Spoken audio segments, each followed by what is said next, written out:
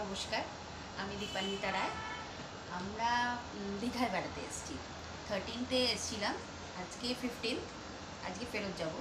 তো আপনাদের সাথে একটুখানি আমার এক্সপিরিয়েন্সটা শেয়ার করার জন্য এই ভিডিওটা। আচ্ছা, প্রথমে বলে রাখি যে আমাদের এই ট্যুরটা এটা কিন্তু খুব একটা তাড়াহুড়োতে একটা ঠিক করা ট্যুর, একদমই প্ল্যান্ড নয়। জাস্ট দুদিন আগে মনে হলো যে চলো কোথাও একটা যাওয়া যাক, তো নিয়ার বাই ডেস্টিনেশন তো দীঘাই মনে পড়ে। কিন্তু আমার একটা চয়েসের ব্যাপার ছিল। এক্ষেত্রে দীঘা বহুবার এসেছি, দীঘা নিয়ে তো আর কিছু বলার নেই দীঘা নিয়ে, কিন্তু আমার কয়েকটা চয়েসের ব্যাপার ছিল। সেটা হচ্ছে যে আমার খুব ওভার ক্রাউডেড জায়গা পছন্দ না। আপনারা জানেন যে ওল্ড দীঘা নিউ দীঘা আমার মতে একটু ওভার ক্রাউডেড। আবার একদম সেই ব্যারেন একদম জায়গা, একটা লোকও দেখা যাবে না, সেরকমও পছন্দ না।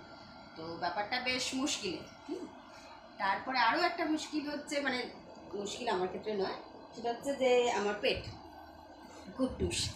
হ্যাঁ, তো ওকে নিয়ে আসবো। ওই দেখুন কি করে চলেছে কুট্টুস।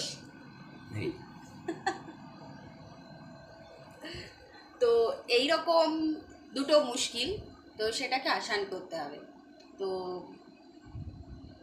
আমার লাকে বলুন যাই বলুন, তো এই মুশকিল আসান গ্রুপের সাথে আমরা আগেও ট্যুর করেছি।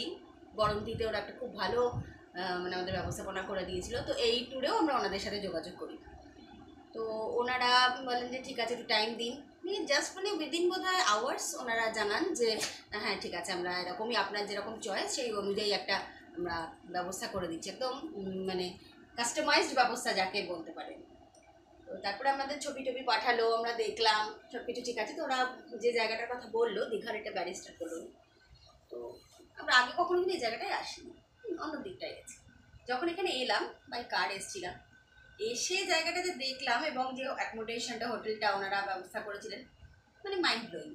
আমি তো ভীষণ খুশি, একদম যেরকম চেয়েছিলাম সেরকম। ওভার ক্রাউডেড নয়, অথচ লোকজন আমি দেখতে পাচ্ছি। সবচেয়ে হচ্ছে ভিউটা, চলুন আপনাদের একটু দেখাই। ঘর তো দেখলেনই, ইটস বিউটিফুল। এইটা হলো ঘরের মধ্যে থেকে সমুদ্রের ভিউ।